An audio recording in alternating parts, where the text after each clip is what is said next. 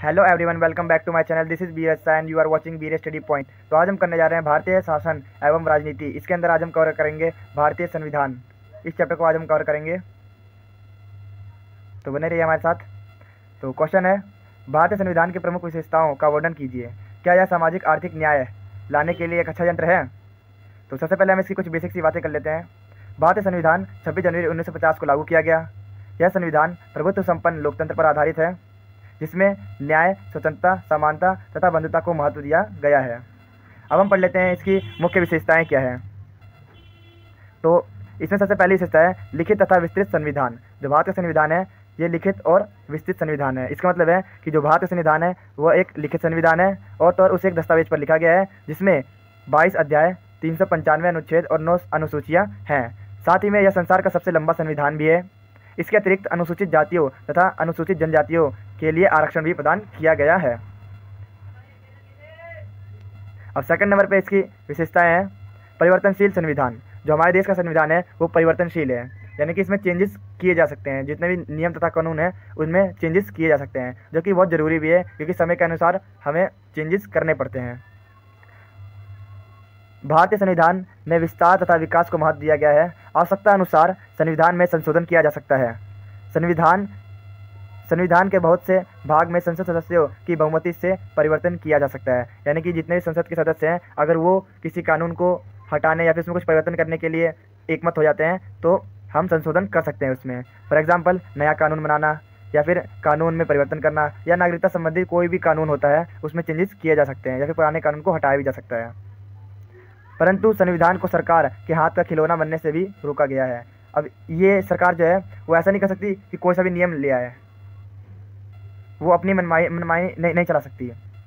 कानून से संबंधित संशोधन करने के लिए दोनों सदनों में उपस्थित सदस्यों का 2/3 बहुमत होना चाहिए। अगर कोई भी नया कानून लाना है या फिर इसमें चेंजेस करने हैं तो दोनों सदनों, लोकसभा और राज्यसभा में उपस्थित सदस्यों का 2/3 बहुमत प्राप्त होना चाहिए।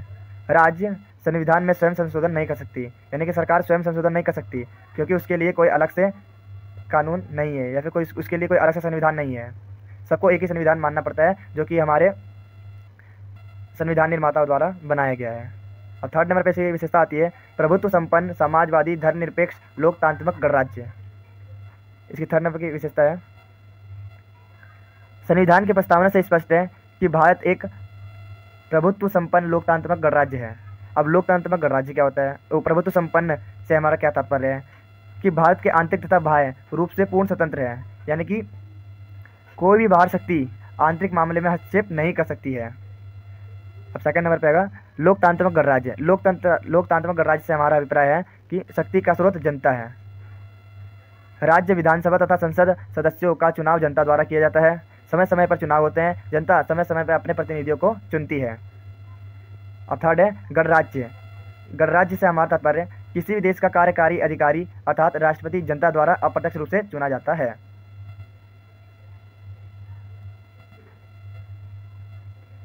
अर्धसंघीय। अब इसकी नेक्स्ट विशेषता है अर्धसंघीय। संविधान के भाग प्रथम में भारत राज्यों का संघ घोषित किया गया है। निसंदेह शक्तियों का विभाजन 3 सूची में किया गया है। केंद्रीय सूची जिसमें 97 विषय होते हैं, और राज्य सूची जिसमें 65 विषय होते हैं, और समवर्ती सूची जिसमें 48 विषय होते हैं। केंद्रीय सूची पर संसद का एकमात्र अधिकार होता है।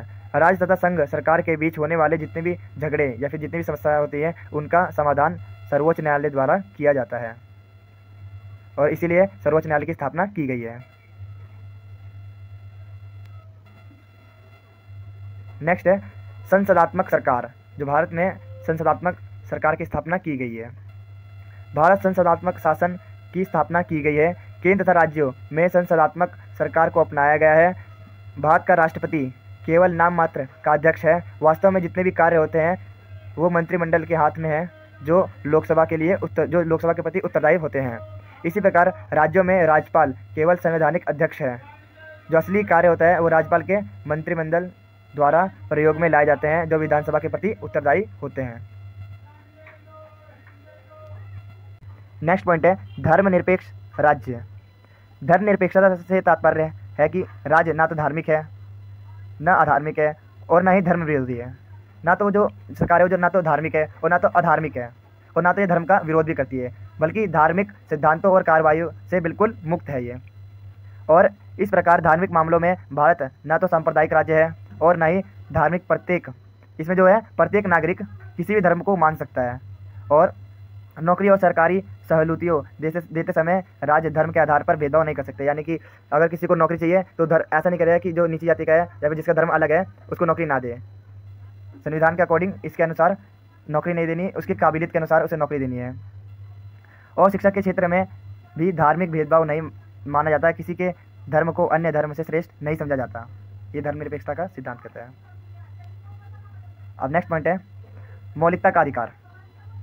भारत के प्रत्येक नागरिक को संविधान की ओर से मौलिक अधिकार दिए गए हैं तथा उनकी सुरक्षा का प्रबंध भी किया गया है, जैसे समानता, धार्मिक स्वतंत्रता, संस्कृति, शिक्षा, शोषण के विरुद्ध अधिकार, संवैधानिक उपायों का अधिकार उल्लेखनीय अधिकार है।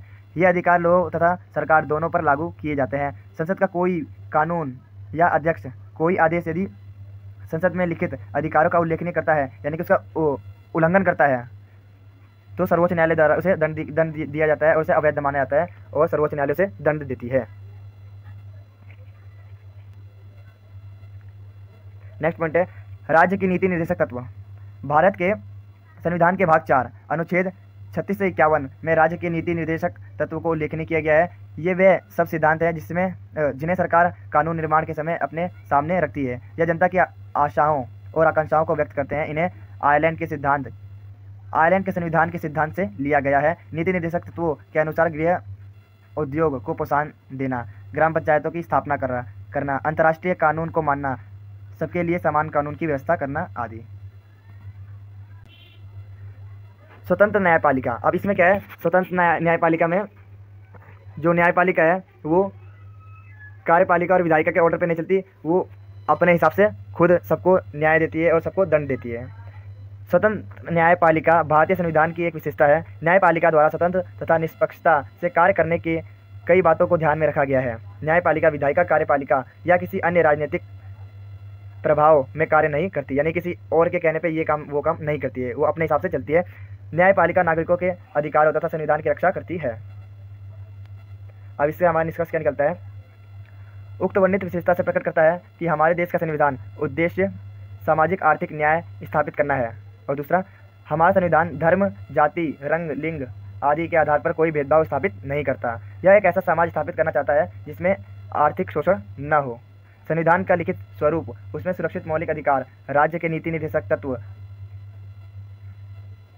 धर्मनिरपेक्ष राज्य की स्थापना करना, राज्यों के साथ न्यायिक व्यवहार तथा स्वतंत्र न्यायपालिका इस पर विश्वास दिलाते हैं कि हमारा संविधान हर संभव तरीके से आर्थिक व सामाजिक न्याय स्थापित करना चाहता है।